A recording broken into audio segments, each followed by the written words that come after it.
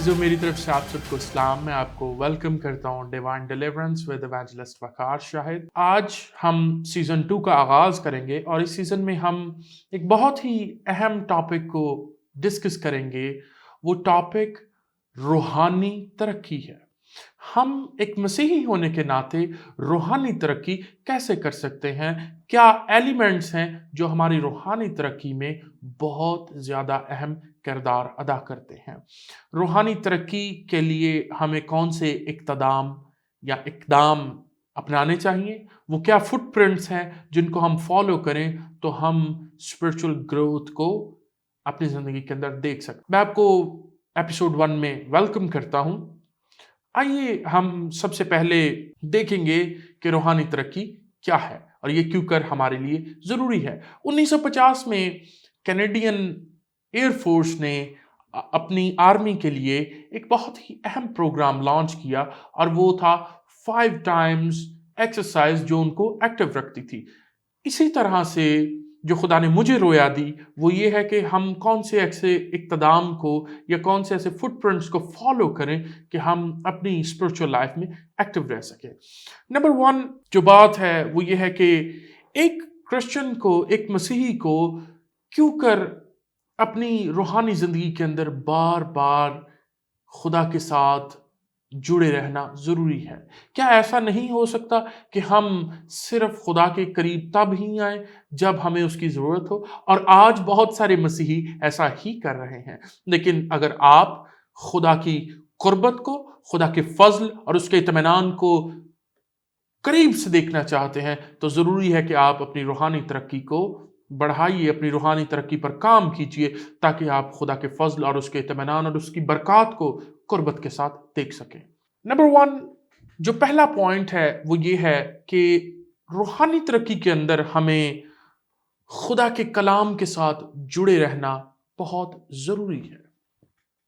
आज के मसीही नौजवान बेटे बेटियां ईमानदार खुदा के कलाम से बहुत ज़्यादा दूर हैं और हमारे पास जो सबसे बड़ा एक्सक्यूज़ है वो ये है कि खुदावंद यीशु मसीह ने तो हमें ये कहा है कि हमें रोज़ की रोटी दे, और हम उस रोज़ की रोटी को रोज़ के कलाम के साथ जोड़ते हैं जो कि बिल्कुल दुरुस्त है। लेकिन हमें इस बात पर गौर करने की ज़रूरत है कि हमें खुदा के कलाम के साथ पेवस्ता रहना है, क्योंकि जब तक डाली तने के साथ और जड़ों के साथ जुड़ी रहती है वो फल लाती है, और जब काट दी जाती है तो वो सूख कर जलाने के काम आती है।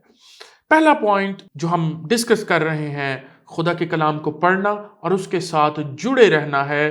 आइए हम देखते हैं पहला पतरस और उसका 2 बाब और उसकी 2 आयत में लिखा है, नौजाद बच्चों की मानद खालिस रूहानी दूध के मुश्ताक रहो ताकि उसके ज़रिए से निजात हासिल करने के लिए बढ़ते रहो।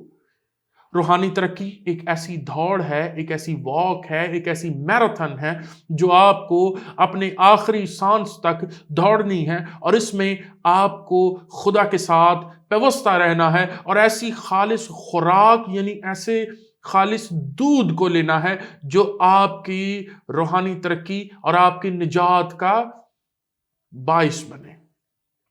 दूसरा पॉइंट, हम जब ज़बूर नवीस कि ज़बूर 19 उसकी 7 से लेकर 10वीं आयत तक तलावत करते हैं तो हमें मालूम पड़ता है, और मैं आपके लिए पढ़ूंगा, खुदाम की शरीयत कामिल है, वो जान को बहाल करती है, खुदाम की शहादत बरहक है, नादान को दानिश बख्शती है, खुदाम के कवानीन रास्त हैं, वो दिल को फ़र्क पहुंचाते हैं, खुदाम का हुक्म बेऐब है, वो आंखों को रोशन करता है, खुदावंद का खौफ पाक है, वो अब तक कायम रहता है, खुदावंद के अहकाम बरहक और बिल्कुल रास्त हैं, वो सोने से बल्कि बहुत कुंदन से ज़्यादा पसंदीदा हैं, वो शहद से बल्कि छत्तों के टपकों से भी शीरीन है। आमीन।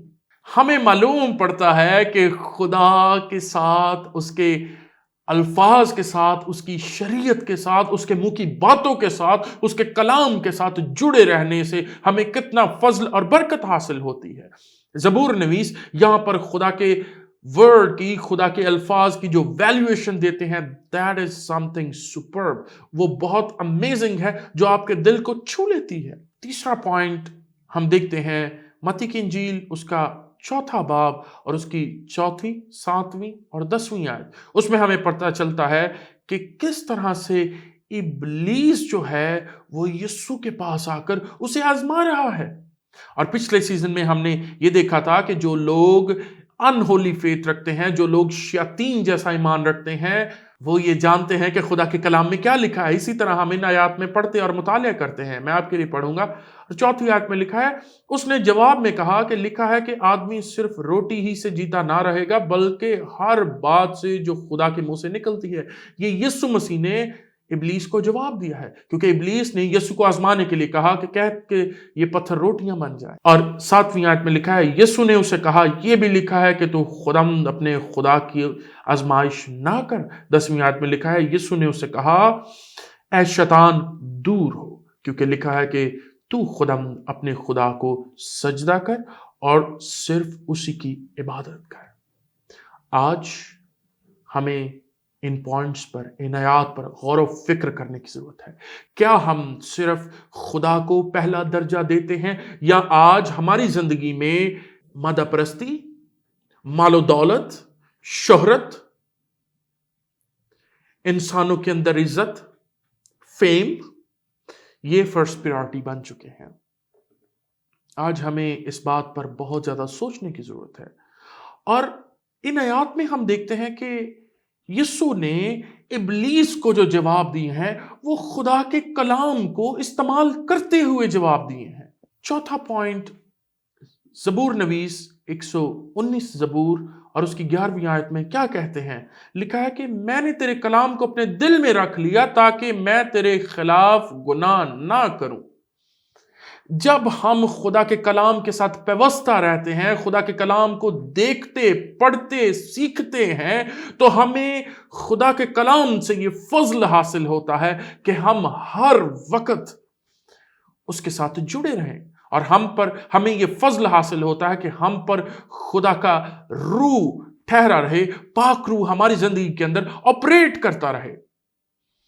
دوسری بات کہ خدا کا کلام جو ہے وہ ہماری اسپرچول فٹنس, ہماری اسپرچول گروتھ, ہماری روحانی ترقی, ہماری روحانی تندرستی کے اندر ایک فاؤنڈیشن, یعنی ایک گھر میں جو نییں ہوتی ہیں, جو فاؤنڈیشن ہوتی ہیں, جیسے ہم پنجابی میں بولتے ہیں کہ اسی گھر دیاں نیاں پر ہی آنے آ جائے, اور پھر ہم مٹھائیاں بانٹتے ہیں کیونکہ سارا گھر اس پر کھڑا رہتا ہے.